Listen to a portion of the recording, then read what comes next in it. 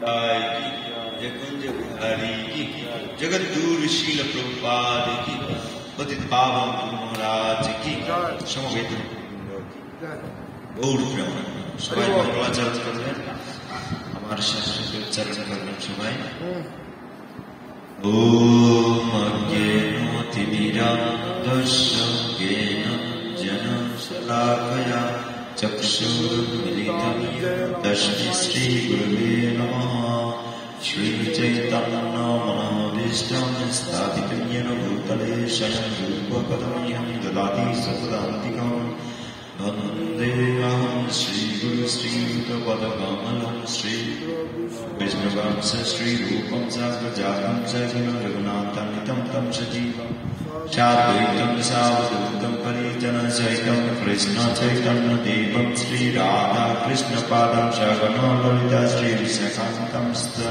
हे कृष्ण करुणा सिन्धु दीनबन्धु जगत्पते गोपेश गतिकान्त राधाकान्त नमस्तुते तप्त काञ्चन गौराङ्गी राधे वृन्दावनेश्वरि वृषभानुसुते देवी प्रणमामि हरिप्रिये नीलाचल निवासाय नित्याय परमात्मने बलभद्र सुभद्राभ्यां जगन्नाथाय ते नमः नमो महावदनाय कृष्ण प्रेम प्रदायते कृष्णाय कृष्ण चैतन्य नाम्ने गौरवतिसे नमः पंचतत्त्वात्मकं कृष्णं भक्तरूपस्वरूपकं भक्तावतारं भक्ताख्यं नमामि भक्तशक्तिकं नित्यानन्दनमस्तुभं प्रमाणमुद्रप्रदायिने कलुकल्मषनाशाय जन्मपतये नमः जय श्री कृष्ण चैतन्य प्रभु नित्यानंद श्री अद्वैत गदाधर श्रीवासादि गौरभक्तवृन्द हरे कृष्ण कृष्ण कृष्ण हरे हरे हरे राम राम राम हरे हरे नमो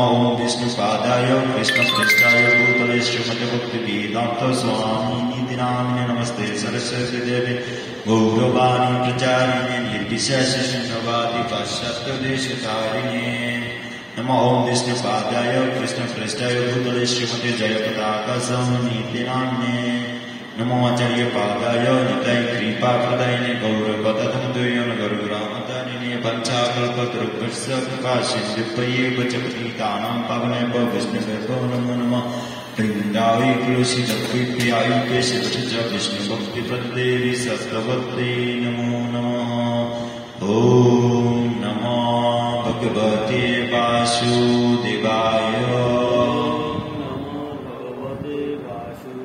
ॐ नमो भगवते वासुदेवाय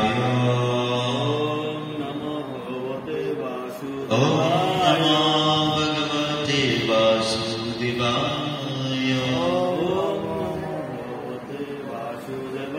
नारायणं नमस्कृतं नरं चैव नरोत्तमं देवीं सरस्वतीं देशं ततो जयमुदीरयन्नष्टप्रायशः सुरक्षितं भागवतो सेवयभूतोत्तमश्लोकभक्तिर्भवति नैष्टिकी सवैकुंठं फलोधर्म यतभक्तिरदक्षजावैत्युक्याप्रतिहता जन्मस्य प्रसीदति तमादिदेवं करुणानिधानं तमादवर्णं सीतावतारम् अपार संसारसमुद्रसेतुं भजामहे भगवतस्वरूपम् मुखं करोति वाचालं पापमहं वन्दे परमानन्दं श्रीगुरुदिनदारिणं परमानन्दं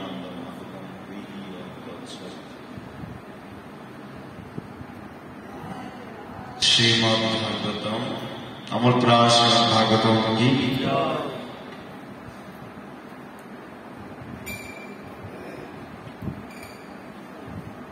श्रीमद्भागवतम स्कंद 3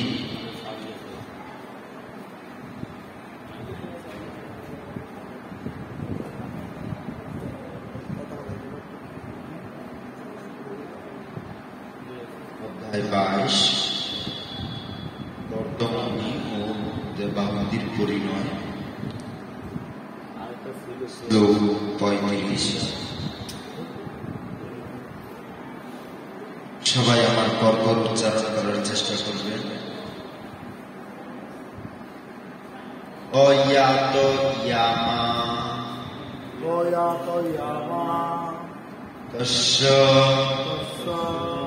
আসন ইয়ামা সন্তর ইয়াপনা শ্রীনত ধ্যায়ত বিষ্ণু পূর্বত ব্রুবত কথা।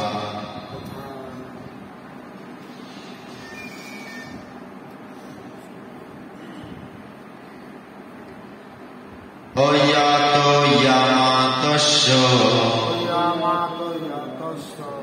অয়াত ইয়ামাতস্য আসন অয়াত ইয়ামাতস্য আসন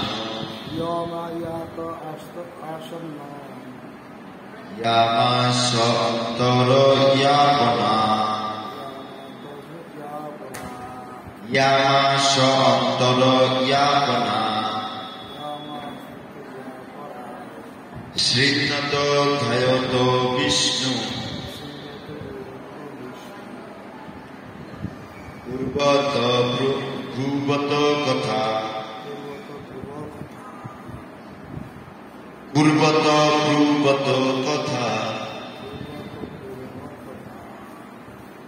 অয়াত ইয়ামাতস্য আসন ইয়ামাস অন্তর ইয়াপনা শ্রীনত ধ্যায়ত বিষ্ণু পূর্বত ব্রুবত কথা।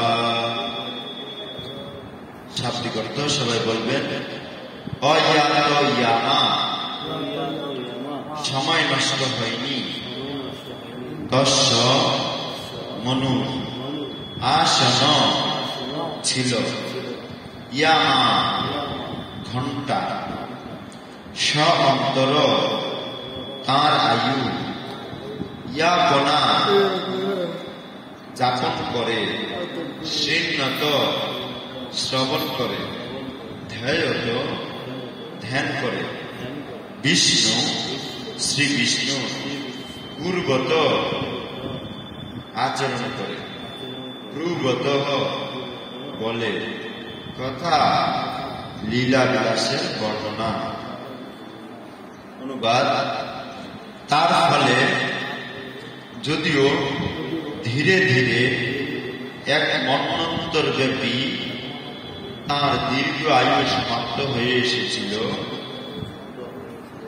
তবুও ক্ষণিকের জন্য তাঁর ব্যর্থ অপচয় হয়নি, কেননা তিনি সর্বদা ভগবানের লীলা শ্রবণ, মনন, লেখন এবং কীর্তনে মগ্ন ছিলেন। হরে কৃষ্ণ। আমি আরেকবার বলছি।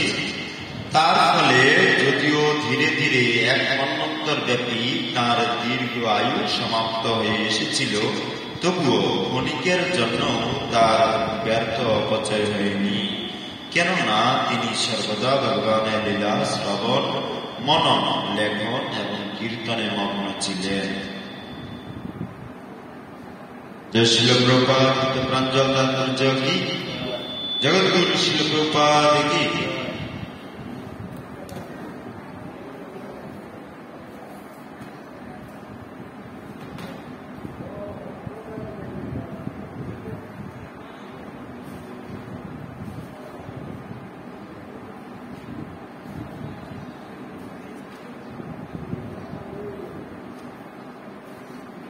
কৃপা করে একটু দাঁড়াবেন, দাঁড়ালে ঘুম চলে যাবে। হরে কৃষ্ণ। শিল প্রভুপাদের তাৎপর্য শুরুতে কি বলছেন শুনুন। তাজা খাবার অত্যন্ত সুস্বাদু, কিন্তু তা যদি ৩-৪ ঘন্টা রেখে দেওয়া হয় তাহলে তা বাসি এবং বিস্বাদ হয়ে যায়। কত ঘন্টা? কি?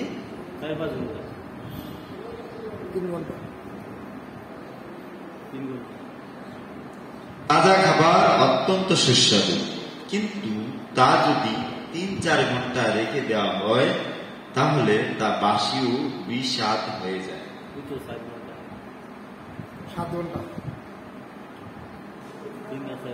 তেমনি জড়সুখ ততক্ষণই কেবল থাকে যতক্ষণ দেহে যৌবন থাকে। জড়সুখ কতক্ষণ থাকে? কিন্তু জীবনের শেষ প্রান্তে সবকিছু বিস্বাদ হয়ে যায় এবং সবকিছুই অর্থহীন এবং বেদনাদায়ক বলে মনে হয়। কার কথা বলছেন এখানে? ছিল প্রভুপাদ আমাদের কথা বলছেন। আমার নিজের কথা বলছেন, আমার কথা। আমি কি চিন্তা করতেছি বুঝা গেল? কার কথা বলছেন? আমার কথা। আমি এইভাবে চিন্তা করছি। ছিল প্রভুপাদ আমার বাস্তব রূপটা এখানে শাস্ত্রে তুলে ধরছে। তুই যা চিন্তা করছিস সেটা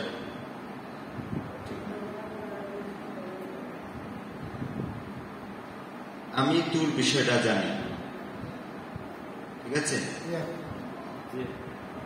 তো তুই যদি ভালো থাকতে চাস তাহলে কি করতে হবে?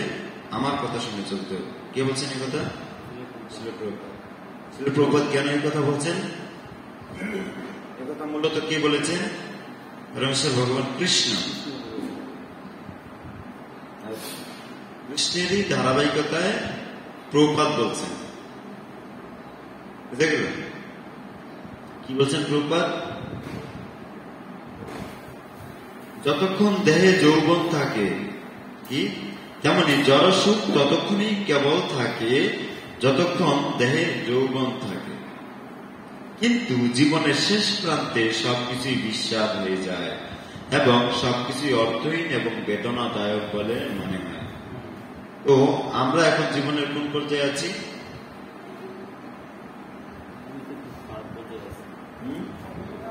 বেদনা। আমরা এখন যৌবনে আছি, বেদনাতে না। আমরা এখন জড়সুখ অন্বেষণে ব্যস্ত আছি, কিন্তু দেহ থেকে যখন যৌবন কাল চলে যাবে তখন সবকিছুই বেদনাদায়ক মনে হবে।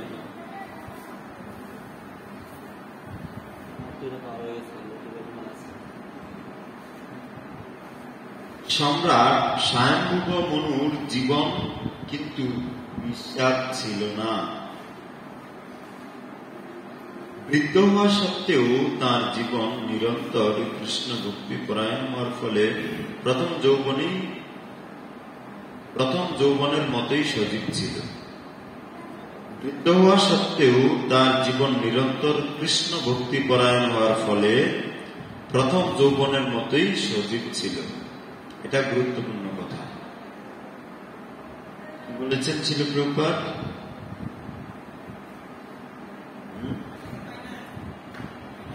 কি বলেছেন? বৃদ্ধ হওয়া সত্ত্বেও তার জীবন নিরন্তর কৃষ্ণ ভক্তি পরায়ণ হওয়ার ফলে তিনি কি হয়েছিলেন? বৃদ্ধ হয়েছিলেন, কিন্তু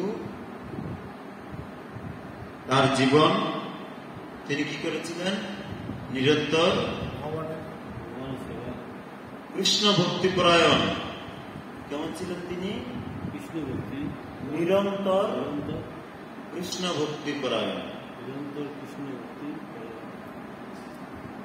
এরকম থাকার ফলে কি হয়েছে? প্রথম যৌবনের মতোই সজীব ছিল। অর্থাৎ তিনি বৃদ্ধ বয়সেও কেমন ছিলেন? প্রথম যৌবনের মতোই সজীব। কৃষ্ণ ভক্তের জীবন সর্বদাই নবীন।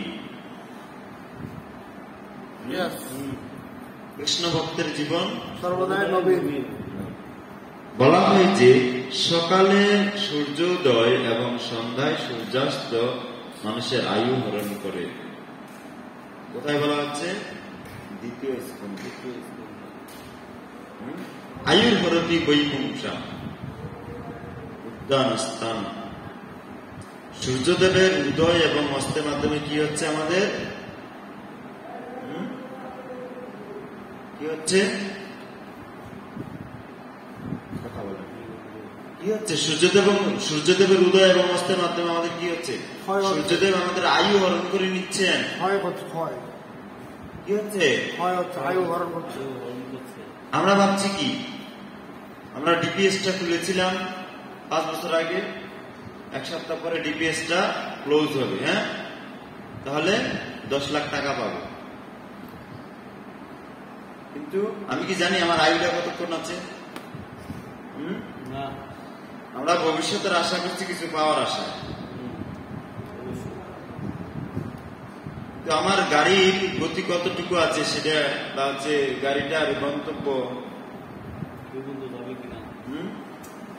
কোন পর্যন্ত সময়ের, তার কি আমার কোনো ধারণা আছে?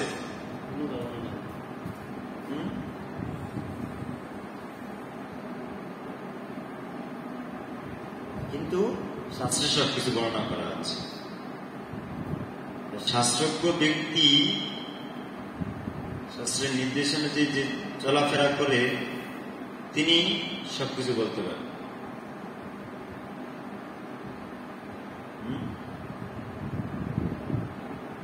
দুইজন ব্যক্তি, একজন ছিলেন ভীষ্মদেব। তিনি কিরকম বরপ্রাপ্ত ছিলেন? কিরকম বরপ্রাপ্ত? ইচ্ছা মৃত্যু। যখন ইচ্ছা করবেন তখন তার মৃত্যু। আর আরেকজন মৃত্যুর খবর জেনেছিলেন কে? পরীক্ষিত মহারাজ। তিনি কি জানতেন? তিনি কি জেনেছিলেন? আজ থেকে 7 দিন পরে তক্ষক নাগের দংশনে তার দেহত্যাগ হবে। আমরা কেউ এই দেহত্যাগের বিষয়ে কেউ সচেতন না, কেউ চিন্তা করি না। আমাদের সবকিছু বর্ণনা করা আছে। একটা আত্মা যখন দেহতে প্রবেশ করে, সে তিথিক্ষণ নক্ষত্র অনুযায়ী সে কত কাল ধরে অবস্থান করবে। যেরকম কোন ডিভাইস, যেমন এই মোবাইল, টিভি, ফ্রিজ, এসি, এগুলো তৈরি করলে যে কোনো খাবার কি থাকে সাথে? এক্সপায়ার ডেট দেওয়া থাকে, মেয়াদ উত্তীর্ণের তারিখ। আমাদের কোন মেয়াদ উত্তীর্ণ তারিখ আছে? আমাদেরকে ভগবান গীতায় কি বলেছেন?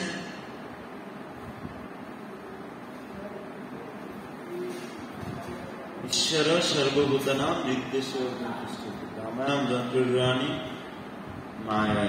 ভগবান আমাদেরকে দেহরূপ যন্ত্রে আরোহণ করিয়ে মায়া সমুদ্র আরোহণ করাচ্ছে, ঘুরাচ্ছে ভগবান আমাদেরকে। এটা দেহরূপ যন্ত্র বলা হচ্ছে। তো এটা যন্ত্র, এটা একটা এক্সপায়ার ডেট আছে না? অবশ্যই আছে। যারা জন্মের সময় ঠিকুজি বা কুষ্টি বলে, কুষ্টি করে, হ্যাঁ, বুঝা গেল?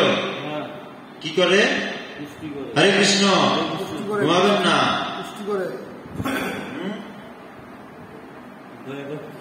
তাদের কি হচ্ছে? তারা জানে, কুষ্টিতে জ্যোতিষ লিখে দেন। দেখেছেন কি? কখন শুনেছেন এরকম কোন কথা? না, ভবিষ্যতের দেখে ভবিষ্যৎ পার্টি বলতে পুষ্টি বিচার করে। জন্মের সময় তিথি, নক্ষত্র, গ্রহের গণনার উপর নির্ভর করে এই আত্মাটা কতদিন এই দেহটাতে থাকবে বলে দিতে পারে। হ্যাঁ, শাস্ত্র আছে, জ্যোতিষ শাস্ত্র।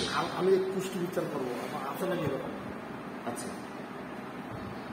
আমাদের পঙ্কজ প্রভু আছে, আমার সাথে যোগাযোগ করবেন, পুষ্টি বিচার করবেন, মায়াপুরে আছে। তো বুদ্ধিমান ব্যক্তি কি করবে? যে আমার গন্তব্য কোন পর্যন্ত আছে সেটা চিন্তা করে গাড়িতে তেল দিবে না।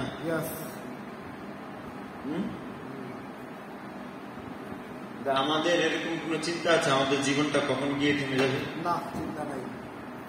এই বিষয়ে চিন্তা করি? চিন্তা করি না, খাই আর ঘুমাই। আমরা ভাবি কি ভবিষ্যতে আমাদের আরো আসতেছে উন্নতি, সুখ। আমরা কেউ ভাবি না যে আমার আয়ুটা কখন শেষ হবে। কারো ভাবনা আছে এরকম?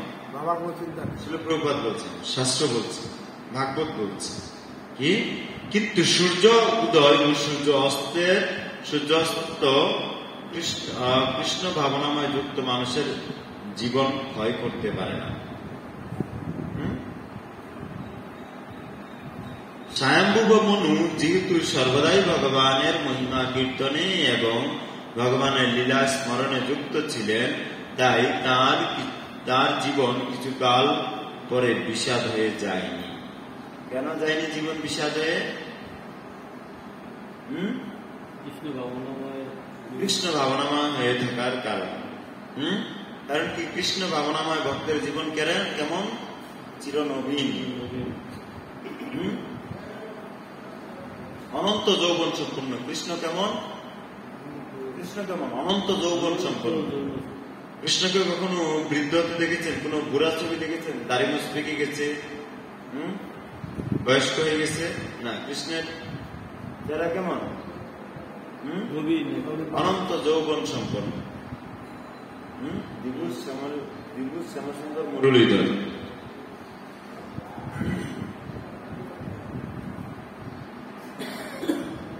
স্বয়ম্ভুব মনু যেহেতু সর্বদাই ভগবানের মহিমা কীর্তনে এবং ভগবানের লীলা স্মরণে যুক্ত ছিলেন, তাই তার জীবন কিছুকাল পরে বিষাদ হয়ে যায়নি। তিনি ছিলেন সর্বশ্রেষ্ঠ যোগী। যৌবন ধরে কাজে কি করলে? যোগ সাধন করলে।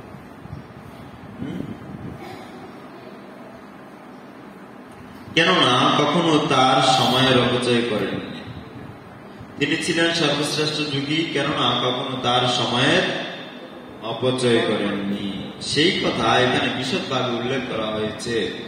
বিষ্ণু পূর্বত ধ্রুবত কথা, যিনি যখন তিনি কথা বলতেন, তিনি কেবল পরমেশ্বর ভগবান শ্রীকৃষ্ণ এবং বিষ্ণুরই কথা বলতেন। তিনি যখন কোনো কিছু শ্রবণ করতেন, তিনি কেবল কৃষ্ণেরই কথা শ্রবণ করতেন। তিনি যখন ধ্যান করতেন, তখন কেবল কৃষ্ণেরই এবং শ্রীকৃষ্ণের এবং তার লীলা বিলাসেরই ধ্যান করতেন। কয়টা কথা বলা হয়েছে? যা স্মরণ করেন কৃষ্ণের কথাই স্মরণ করেন। যা কিছু প্রথমে বলা হচ্ছে বিষ্ণু পূর্বত ধ্রুবত কথা। তিনি যখন কথা বলতেন, কৃষ্ণের কথা বলতেন। কৃষ্ণের কথা বলতেন। তিনি যা শুনতেন, কৃষ্ণের কথাই শুনতেন। কৃষ্ণের কথাই শুনতেন। তিনি যা ধ্যান করতেন, কৃষ্ণকেই ধ্যান করতেন। কৃষ্ণকে ধ্যান করতেন। কৃষ্ণের লীলা বিলাস। কৃষ্ণ কি করছে এই মুহূর্তে? কৃষ্ণ কি করছে এখন? কৃষ্ণ কি করছে বলেন তো? এখন কৃষ্ণ গোবৎস নিয়ে মাঠে যাচ্ছে। এই সময়টা কোথায় গেল? গোবৎস এবং তার বন্ধু বান্ধব নিয়ে খেলা করছে। চিন্তা করতে হবে কোন সময় ভগবান কি করছে। চিন্তা করলে কৃষ্ণের লীলা বিলাসের কথা চিন্তা করতে হবে।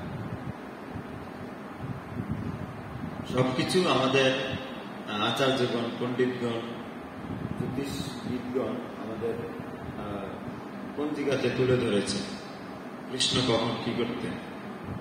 কৃষ্ণ তো আমাদের সবচেয়ে বেশি আমরা লীলা দেখি, কৃষ্ণ লীলা দেখি কোন মাসে? দামোদর মাসে। দামোদর মাসে অনেক লীলা। দামবন্ধন লীলা, ননীচোর লীলা, অনেক লীলা আছে।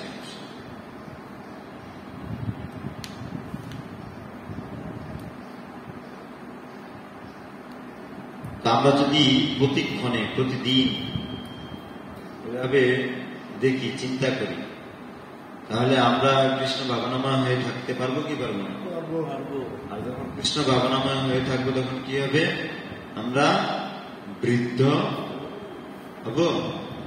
বৃদ্ধ বুঝা গেল? আমরা জড়জগতের সকলেই চাচ্ছি বৃদ্ধ না হতে, চাইছি কিনা? আমরা কি আমাদের বৃদ্ধ হওয়াকে আটকাতে পারছি? আটকানোর পন্থা আছে কোথাও? বলো না, কিভাবে আটকাতে হবে? কোথাও বর্ণনা করা আছে কিনা? কোথায় বর্ণনা করা আছে? এই ভাগবতম। কোথায়? তৃতীয় স্কন্ধের আজকে কত নম্বর শ্লোক করতেছি আমরা? 35 নম্বর শ্লোক। হ্যাঁ, তৃতীয় স্কন্ধ কত অধ্যায়? অধ্যায় 22। কত অধ্যায়? 22 অধ্যায়। কমলনাথ প্রভু 22। অধ্যায়ের নাম কি? অধ্যায়ের নাম হচ্ছে কর্দমমণি ও দেবাহুতি প্রণয়। পরিণয়। পরিণয়। পরিণয়। পরিণয় মানে হলো বিবাহ। হ্যাঁ,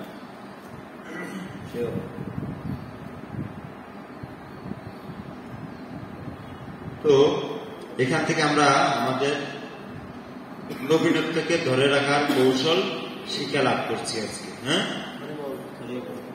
এখানে উল্লেখ করা হয়েছে যে তার আয়ু ছিল অত্যন্ত দীর্ঘ। কার আয়ু? স্বয়ম্ভু ব্রহ্মা। 71 চতুর্যুগ তার আয়ু ছিল অত্যন্ত দীর্ঘ। 71 চতুর্যুগ। এক চতুর্যুগের স্থিতি হচ্ছে, এক চতুর্যুগের স্থিতি কত? 43,20,000 বছর। এক চতুর্যুগ বলতে কি বোঝায়? আমাদের থেকে বেশি। এক চতুর্যুগ বলতে কি বোঝায়? এক চতুর্যুগ বলতে 4টা যুগ একসাথে। 4টা যুগ সমান। 4টা যুগ একসাথে। হ্যাঁ, যেরকম 12টা মাস। 12টা মাসকে একত্র করলে কত দিন হয়? 1 বছর। কত দিন? 165।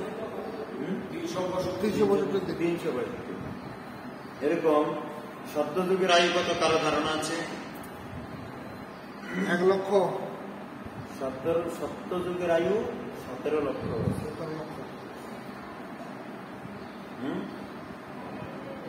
ত্রেতা যুগের আয়ু কত? 8 লক্ষ না 12 লক্ষ? 12 লক্ষ বছর। এভাবে দাপর যুগের আয়ু 8 লক্ষ। 8 লক্ষ বছর। আর কলিযুগের আয়ু 4 লক্ষ। 4 লক্ষ 32,000। হ্যাঁ, এইভাবে 4টা যুগের আয়ুকে যোগ করলে কত হয়? 17, 12, 8, 4 যোগ করলে কত হয়? 43,20,000 বছর। বুঝা গেল? কলিযুগ 4 লক্ষ 32, দাপর যুগ 8 লক্ষ 64। বুঝা গেল? দাপর যুগের কত? 8 লক্ষ 64।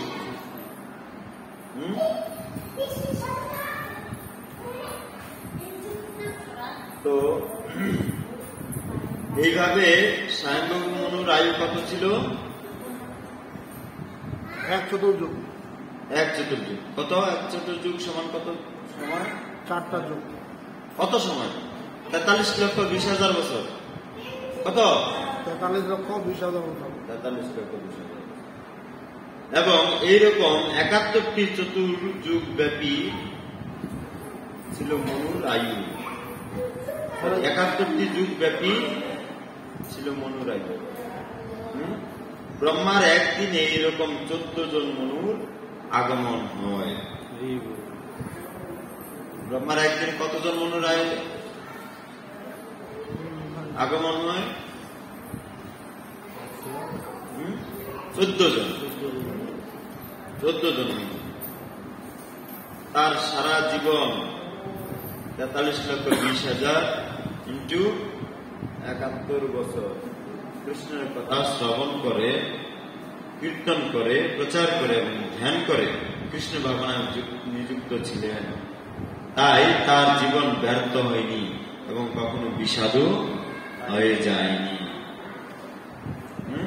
আমাদের শেষ জীবনে আর ভালো লাগে না, কেন মরি না, ভগবান আমাদেরকে নেয় না, এরকম বলে। কারণ কি? এখন কেউ ভালোবাসে না, নিজে নিজে কিছু করতে পারি না, কেউ ভালোবাসে না, নিজের মন মতো যেটা চাই সেটাও পাই না, আর কেউ পছন্দও করে না।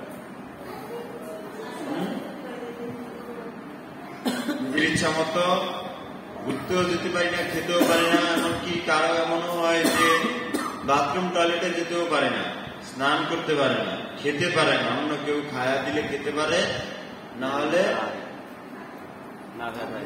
পেটের খিদা কাতরাতে।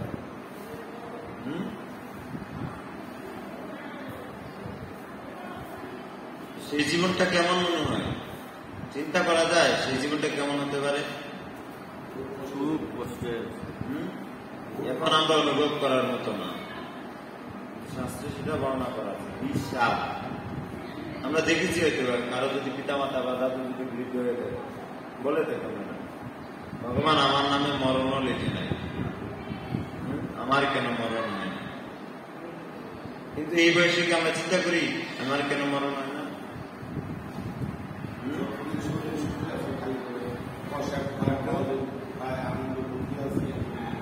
গুরু মহারাজ কি বলছেন? এই যুগের দুইটা জিনিস সত্য। কি? এক হচ্ছে হরিনাম, আর দ্বিতীয়টি কি? মৃত্যু।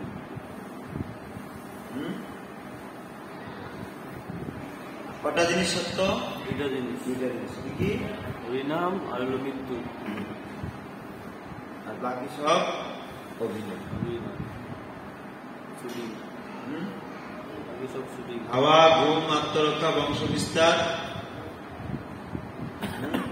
আহার, নিদ্রা, ভয়, মৈথুন, সামান্য মেয়েদের প্রসিদ্ধি মেলানো, বাকি সব হচ্ছে কি? অভিনয়। তো আমরা আজকে এই শ্লোক থেকে কি জানতে পারলাম? কিভাবে আমাদের সুখী সমৃদ্ধশালী জীবনকে আমরা ধরে রাখতে পারি, আটকে রাখতে পারি। এই শাস্ত্র আমাদেরকে আমাদের বাস্তব চক্ষু খুলে দিচ্ছে। যদি কোনো ব্যক্তি শ্রদ্ধা সহকারে এই শাস্ত্র অধ্যয়ন করে তাহলে তিনি জীবনের পরম গতি লাভ করেন। পরম গতি কি? আমরা কি চাই? সুখে, শান্তিতে, আনন্দে থাকি।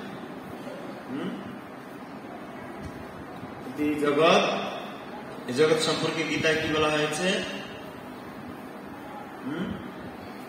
8 অধ্যায় 15 নম্বর শ্লোক কি? নাপ্নবন্তি পুনর্জন্ম দুঃখালয়ম অশাশ্বতম। কি বলা হচ্ছে? এই জগৎকে দুঃখের আলয়। দুঃখের আলো। তো আমরা এখন কোথায় আছি? দুঃখের আলয়ে। দুঃখের আলয়। দুঃখের আলয় মানে কি? যেখানে শুধু দুঃখই পাওয়া যায়। যেরকম বিদ্যালয়ে কি পাওয়া যায়? বিদ্যা শিক্ষা। বস্ত্রালয়ে কি পাওয়া যায়? বস্ত্র, কাপড় চোপড়। হ্যাঁ, ঔষধালয়ে কি পাওয়া যায়? ওষুধ, ঔষধ। এখন ঔষধালয়ে গিয়ে যদি বলি যে আমাকে বস্ত্র দিন, দিবে না। চিকিৎসালয়ে কি পাওয়া যাবে? চিকিৎসা। সেখানে গিয়ে যদি আমি মুদি দোকানের পণ্য চাই, দিবে না।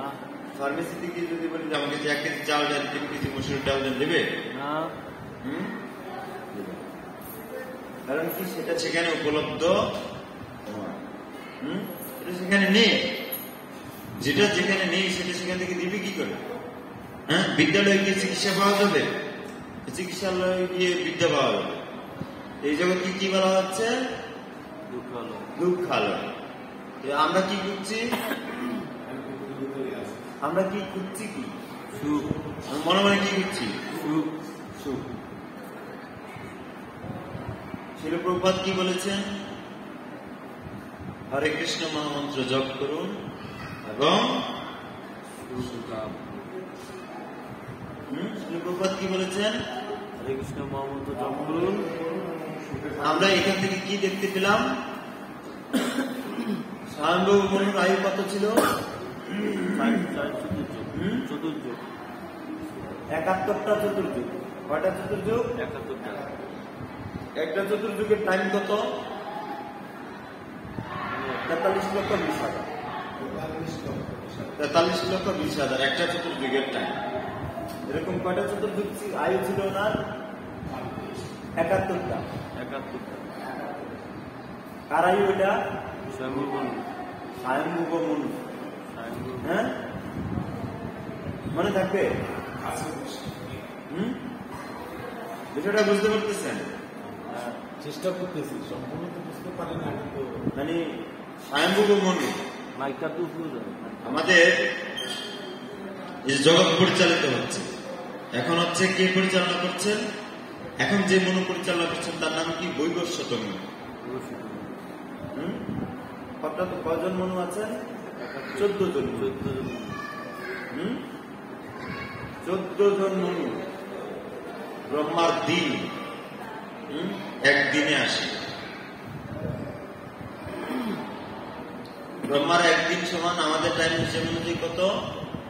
আমাদের সময় অনুযায়ী 1000। 1000 চতুর্যুগ। 4টা যুগ কয়বার ঘুরবে? 1000 বার ঘুরবে। 1000 বার ঘুরলে ব্রহ্মার কতক্ষণ সময় হবে? একদিন 12 ঘন্টা। 12 ঘন্টা। বুঝা গেল? আবার এরকম এই 4টা যুগ 1000 বার ঘুরলে কি হবে?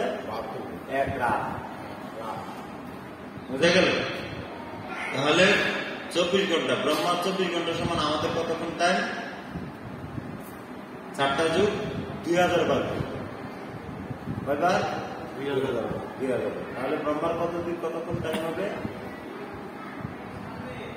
24 ঘন্টা। ব্রহ্মার 24 ঘন্টা সমান আমাদের কত টাইম? 4টা যুগ 2000 বার। 4টা যুগ 2000 বার।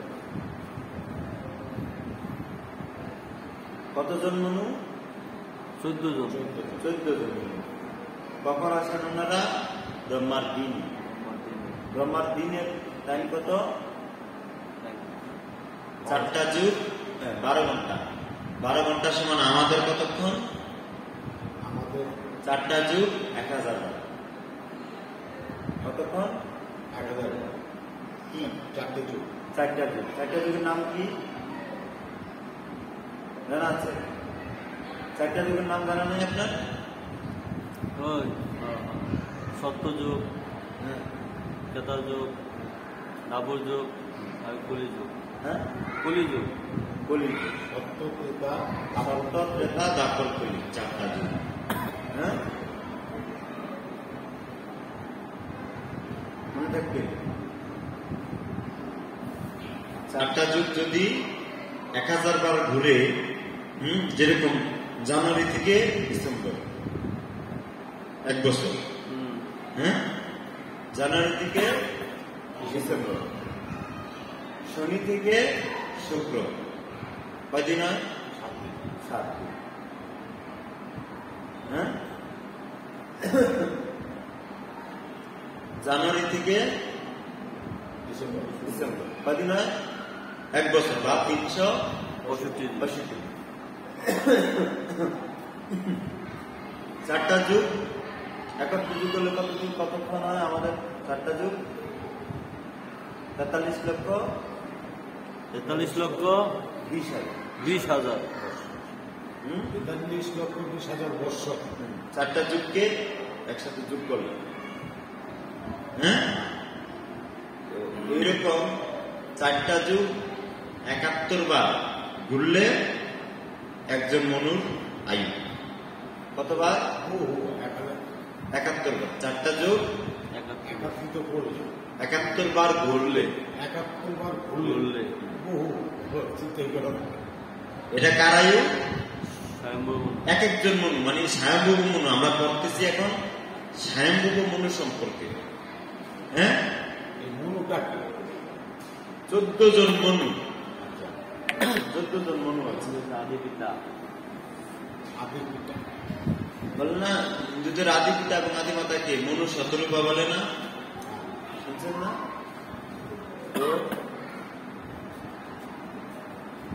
মনু হচ্ছে ব্রহ্মার সন্তান। কতজন মনু? 14 জন। 14 জন মনু। ব্রহ্মার একদিনে 14 জন মনুর জন্ম। এক একজন মনুর আয়ু কতক্ষণ? 43 লক্ষ। এটা হচ্ছে 4টা যুগ একবার। 4টা যুগ একবার যোগ করলে 43 লক্ষ। আর এক একজন মনু 71 বার। 71 বার ঘুরলে এক একজন মনুর আয়ু। মনুকে ব্রহ্মার সন্তান। আর সেই মনু থেকে আমরা। আমার পূর্বপুরুষ, আমার বাবা, দাদা আর তার দাদা এই পর্যন্ত না, কোন পর্যন্ত? মনু, ব্রহ্মা পর্যন্ত। আর ব্রহ্মার বাবা কে?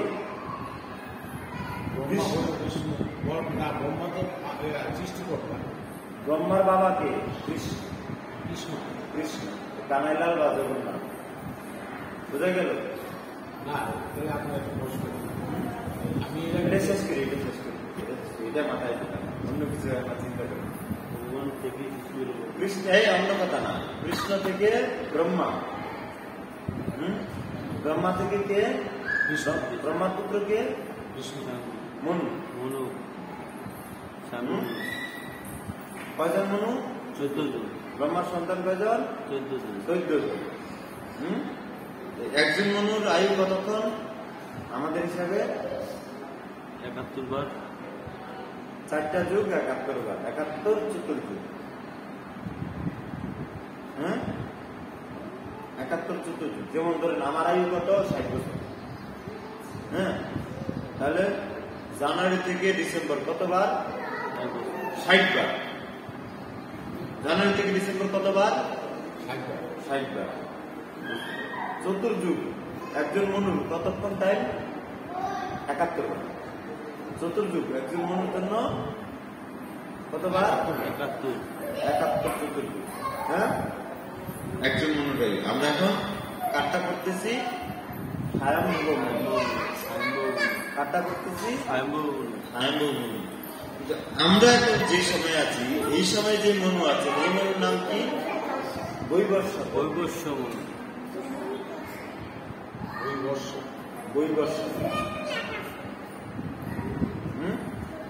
তিনি এই টাইমটা কতক্ষণ টাইম ওনার আয়ু?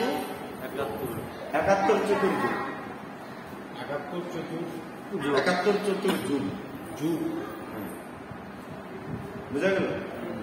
71 চতুর্যুগ তিনি পুরোটাই হচ্ছে কি করতেন? কৃষ্ণ ভাবনায় নিমগ্ন ছিলেন, যার কারণে তিনি কখনো বৃদ্ধ হন, বয়স্ক হন। বুঝা গেল? তাহলে আমাদের বয়সকে ঠেকাতে হলে কি করতে হবে? আমাদেরকে কৃষ্ণ ভাবনায় যুক্ত থাকতে হবে। আমরা যখন কৃষ্ণের কথা শুনবো, বলবো, চিন্তা করবো, কটা কাজ? তিনটা। কি কি? শুনবো, বলবো এবং চিন্তা করবো। করবো। তাহলে কি হবে? আমরা চির নবীন থাকবো, কখনো বয়স্ক হবে। এই যে মাথা দিতে প্রত্যেকদিন সকালবেলা, ভোরবেলা তো 4টার সময় ঘুম থেকে উঠেই, তারপরে জব করে, হরিরাম মহামন্ত্র জব করে, মঙ্গল আরতি হয়, মঙ্গল আরতির পরে জব করে করার পরে পুরো মন্দিরটা চলে যাবে, ঘরে বাইরে। কি হচ্ছে? তিনি যখন ঘুমান তার চিন্তায় কি থাকে? আমাকে সকালবেলা কেন? মঙ্গল আরতি, আমাকে জব করতে হবে। চিন্তাটা কি থাকে? মঙ্গল আরতি, কৃষ্ণ। আর আমরা যখন ঘুমাতে যাই তখন আমাদের চিন্তা কি থাকে? যারা কৃষ্ণ ভাবনায় যুক্ত নেই, কালকে ছেলের পোশাক কিনতে হবে, মায়ের ওষুধ আনতে হবে, বাবাকে ডাক্তারের কাছে নিতে হবে, ওয়াইফকে শাড়ি কিনে দিতে হবে, চাল আনতে হবে, ডাল আনতে হবে। এগুলো চিন্তা করে আমরা ঘুমাই কিনা? কালকে কি খাবো চিন্তা করবো। কিন্তু যারা কৃষ্ণ ভাবনায় তাদের চিন্তা কি? সকালে কৃষ্ণের জন্য বাজার করতে হবে, কৃষ্ণের জন্য রান্না করতে হবে, কৃষ্ণের মঙ্গল আরতির জন্য সকালবেলা উঠতে হবে। মানে সবসময় একই চিন্তা। কৃষ্ণের কথা চিন্তা করলে কি হচ্ছে? আমাদের সবকিছু আছে। কৃষ্ণের জন্য রান্না করলে কৃষ্ণ কি খাবারগুলো খেয়ে ফেলেন? আমরাই খাচ্ছি। চিন্তাটা কার জন্য করছি? কৃষ্ণের জন্য। আর কৃষ্ণের জন্য চিন্তা করলে কি হবে? আমরা কখনো বৃদ্ধ হব। বলছে সূর্যদেব প্রতিদিন উদয় এবং অস্তের মাধ্যমে কি হচ্ছে? আমাদের আয়ু কেড়ে নিচ্ছেন তিনি, আমাদের আয়ু হরণ করে নিচ্ছেন। আয়ু কমে যাচ্ছে না আমাদের? কিন্তু আমরা যখন কৃষ্ণ ভাবনা যুক্ত থাকবো তখন ইনি আমাদের আয়ু নিতে পারে। বোঝা গেল? আমরা এই জিনিসটা আজকে ভাগবতম থেকে শিখলাম। এই ভাগবতম এরকম হাজারো আমাদের প্রয়োজনীয় তথ্য ভর্তি। আমাদের আয়ু ধরে রাখার জন্য, আমাদের যৌবন ধরে রাখার জন্য ডাক্তারখানা আর হচ্ছে ওই যে যুগ ব্যায়াম শিক্ষা দেয় যেখানে, সেখানে যাওয়ার কোনো প্রয়োজন পড়ে না। কোথায় আসলে আমরা শিক্ষা পাবো? এই কৃষ্ণ ভাবনাময় যুক্ত যে মন্দির, কৃষ্ণ ভাবনাময় যুক্ত যে ভক্ত, কৃষ্ণ ভাবনাময় যুক্ত যে গ্রন্থ, সেই গ্রন্থ যখন আমরা পড়ব, সাধুসঙ্গ, সাধু শাস্ত্র আর হচ্ছে কি গুরু বাচ্চা চিত্তে ত্যাগ করিয়ে রেখে, চিত্ত মানে কি হৃদয়, মন, আর না করিহ মনে আসে। এই হচ্ছে সর্বসার কথা জীবনের জন্য। আমরা এগুলো বাইরে কোথাও খুঁজলে পাবো না। কোথায় পাবো? শ্রীমদ ভাগবতম কৃষ্ণের কাছে, ভক্তদের কাছে। মন্দিরে আসলে মন ভালো হয় এবং মনটা চিন্তা অন্যরকম। বোঝা গেল? কেন? কৃষ্ণ হচ্ছেন চিন্তার পরিবর্তনকারী, তা বড় না। হ্যাঁ,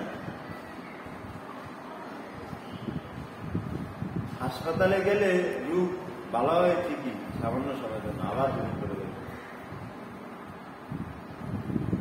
কিন্তু মন্দির আইলে রোগ তো থাকেই না, অথচ কি পাওয়া যায়? আনন্দ পাওয়া যায়।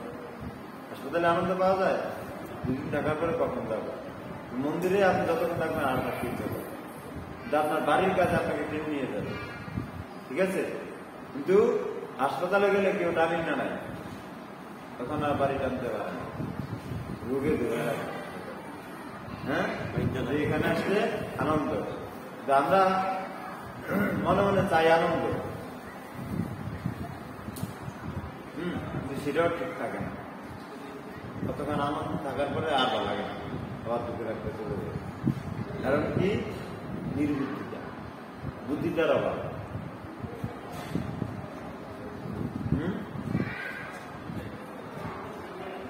বুদ্ধিমান ব্যক্তি কি করে? সবসময় আনন্দ রাখতে চায়। আমাদের বুদ্ধির অভাবের কারণে আমরা কিছুক্ষণ আনন্দ থাকার পরে আবার বুঝতে না গেলে আমাদের ভালো লাগে না।